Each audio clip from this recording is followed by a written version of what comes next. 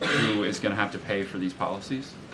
I will take this since I just got off the phone with the president about Amazon's announcement. This is a hostile and political act by Amazon.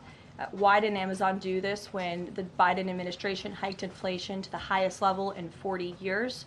And I would also add that it's not a surprise because, as Reuters recently wrote, Amazon has partnered with a Chinese propaganda arm. So this is another reason why Americans should buy American. It's another reason why we are onshoring critical supply chains here at home to shore up our own critical supply chain and boost our own manufacturing here. Is Jeff Bezos still a Trump supporter?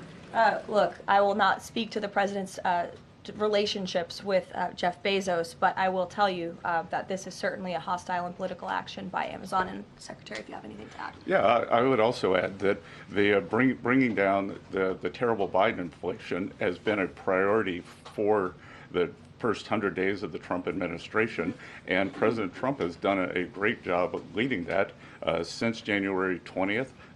Interest rates, mortgage rates are down, gasoline and energy prices are down. We're expecting the further decreases. And as Caroline said, the big tax on consumers that goes unnoticed is deregulation or regulation, and we are deregulating and bringing that down. So, from a household income point of view, we would expect real purchasing increases. We've seen them over the first 100 days, and we would expect that to accelerate. We are doing peace deals, trade deals, tax deals, and deregulating. And the deregulation is a longer lead time, but I think by the third and fourth quarters, that's really going to kick in. Kelly, go ahead. Thank you, Caroline. A question for you and Secretary Bessent. We talk a lot about volatility and uncertainty in the marketplace, and the president has stated all along that he's more concerned about mainstream America, the American worker. You just talked about deregulation and this entire fair trade and reciprocals.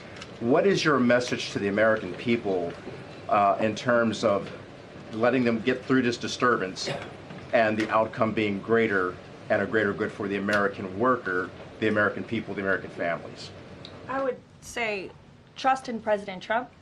There's a reason he was reelected to this office. It's because of the historic success of his economic formula in the first term. And as I laid out at the beginning of the briefing and the Secretary has talked about and the President talks about every day, there's a proven formula that works.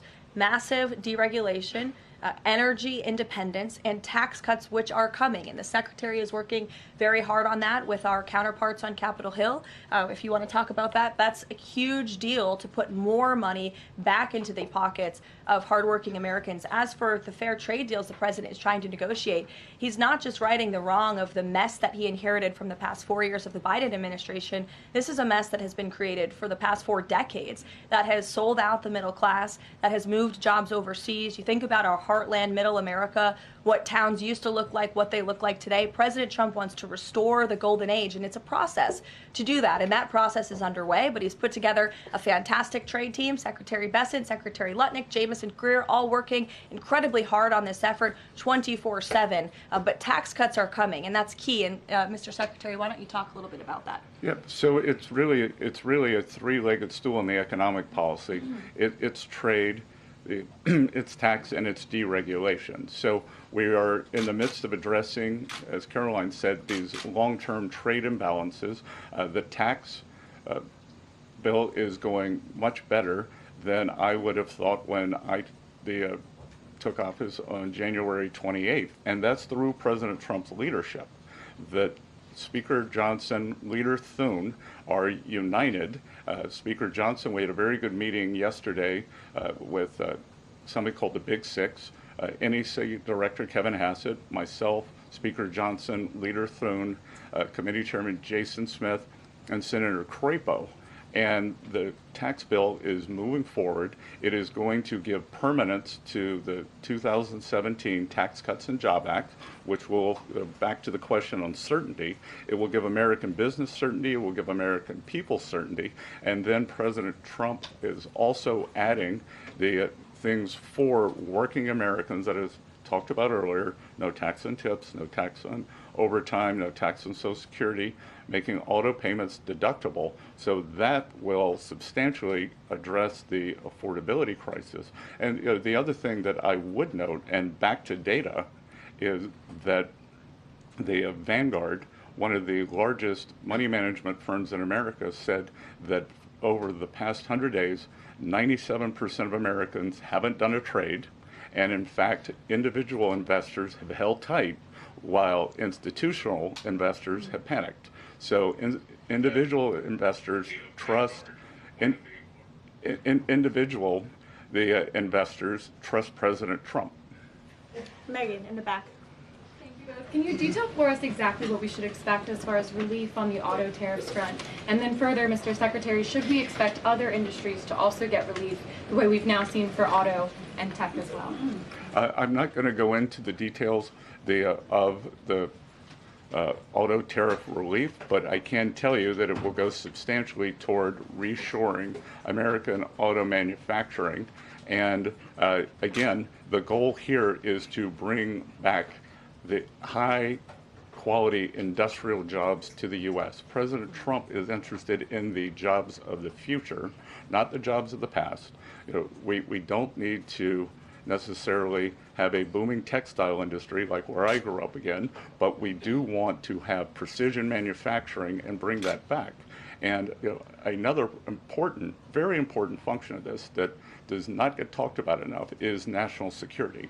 President Trump, his overriding concern and belief is that economic security is national security is economic security. And we saw during COVID that our supply chains got cut off. And we need to bring back a lot of those supply chains, whether it's in semiconductors, medicines, the steel, and we have to onshore those. So it's a combination of making trade free and fair and remedying this gaping national security hole that he was left with. If I could on China. I would just add, Megan, the president will sign the executive order on auto tariffs later today, and we will release it as we always do. Go ahead. Secretary, any updates on the negotiation with the European Union, and is it hard to negotiate with the European Union? Pardon? Do you have any updates on the negotiation with the European Union? I'm more involved in the Asian negotiations. My observation would be, goes all the way back to Henry Kissinger's statement, when I call Europe, who do I call? So we're negotiating with a lot of different interests. Some of the European countries have put on an unfair digital service tax on our big internet provider. France and Italy, other countries, Germany and Poland, don't have that. So we want to see that unfair tax of one of America's great industries removed. So it's going to be a give and take. So they have some internal matters to decide before they can engage in an external negotiation. Edward. Thanks, Caroline. Mr. Secretary, so contacts I have in the business community say that they're basically frozen for long-term investment because of the uncertainty around tariffs. How long do you think President Trump has to make a deal before there's damage to the economy? Look, I think that what we're seeing is that business leaders, they've gone into a pause, and I think we're going to give them great certainty on this tax bill. And I think over the next couple of weeks, as I said, we have 18 important trading relationships. We'll put China to the side. 17 they are in motion. And then, as I said yesterday, I think there's a very good chance we're going to get this tax bill done. And the tax bill is going to be very powerful for domestic U.S. investment. So what we are going to do, one of the most powerful parts of President Trump's 2017 tax bill was full expensing of equipment. We are going to make that, as President Trump said in his speech to Congress, that will be retroactive to January 20th. The other thing that we are looking to add is full expensing for factories. So bring your factory back. You can fully expense the equipment and the building.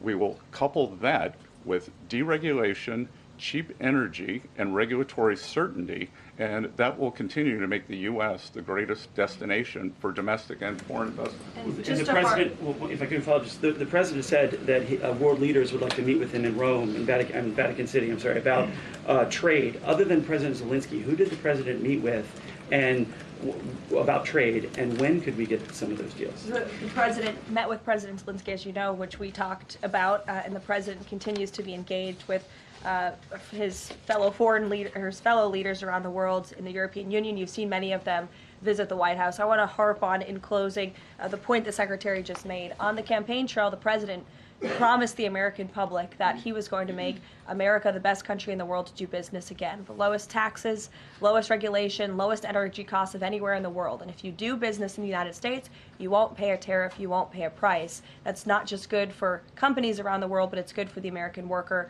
That's what this team is focused so hard on every day. We have work to do. The golden age of America is underway. But as I pointed out in the beginning, there's a lot of reason for the American consumer, the American CEO, the American small business owner to be confident and optimistic about this president and where we're headed. So you will hear more from the president himself later this evening. He is traveling to Michigan, as you all know.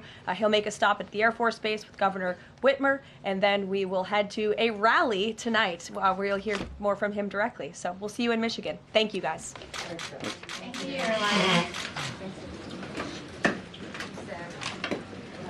It was really good show.